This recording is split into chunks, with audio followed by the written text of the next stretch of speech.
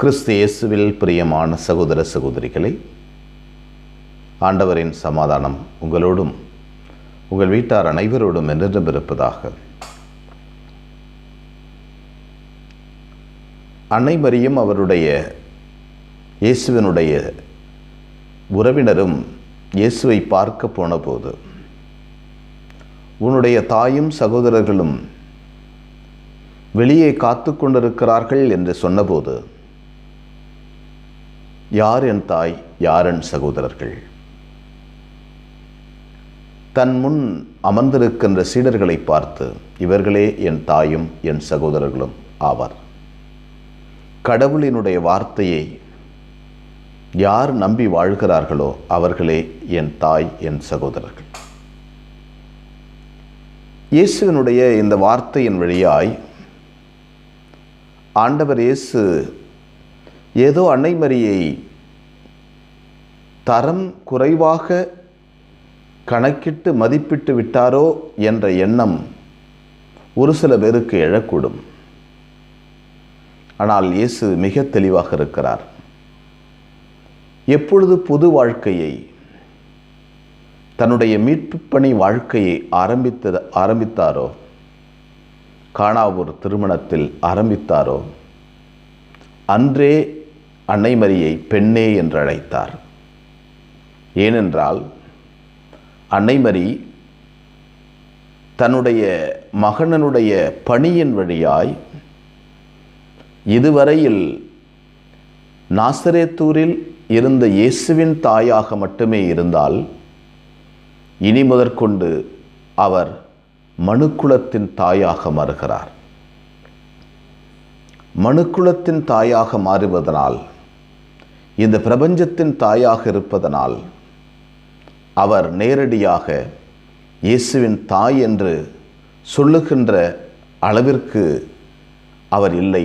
மாறாக அதைவிட உயர்ந்த நிலையில் கடவுளின் தாயாகவும் மனுக்குலத்தின் தாயாகவும் உருமாறியிருக்கிறார். எனவே அவரே இங்கே வாழுகின்ற எல்லாருக்கும் முன்மாதிரியாய் நின்று, இங்கே வாழுகின்ற எல்லாருக்கும் முதல் சீடராக நின்று, சீடராகவும் தாயாகவும் நிற்கிறார் என்ற மறையுண்மையை அவர் சொல்லுகிறார். தான் எவ்வாறு அகில உலகத்திற்கும் பிரபஞ்சத்திற்கும் மீட்பராக இருக்கின்றேனோ, அவ்வாறே தன்னை பெற்றெடுத்த தாயும் மனுக்குலத்தின் தாயாக உருமாறியிருக்கிறார். எனவே கடவுளின் வார்த்தையை கேட்டு நடப்பவர்களே என் தாய் என்று தீர்க்கமாக தெளிவாக அன்னை மரியினுடைய முகவரியை சொல்லுகிறார் ஆண்டவர். எனவே நாமும் அன்னை மரியினுடைய பரிந்துரை என்று கேட்போம். அவர் நமக்காக பரிந்துரை செய்கிறார். இயேசுவால் நமக்கு கொடுக்கப்பட்ட பெரிய பொக்கிஷம், அந்த பொக்கிஷத்தை நம் கையில் வைத்துக்கொண்டு நமக்காக பரிந்து பேசவும், நம்மோடு பயணம் செய்யவும், நாம் எவ்வாறு கிறிஸ்துவ வாழ்வில் நடக்க வேண்டும் என்பதை கற்றுத்தரவும் அன்னை மரி நிற்கிறார் என்று இன்று இயேசு நமக்கு சொல்லுகிறார். ஆண்டவருக்கு நன்றி சொல்லி அவரை போற்றி புகழ்வோம். எங்களை நேசிக்கின்ற விண்ணகத் தந்தையை போற்றுகிறோம்.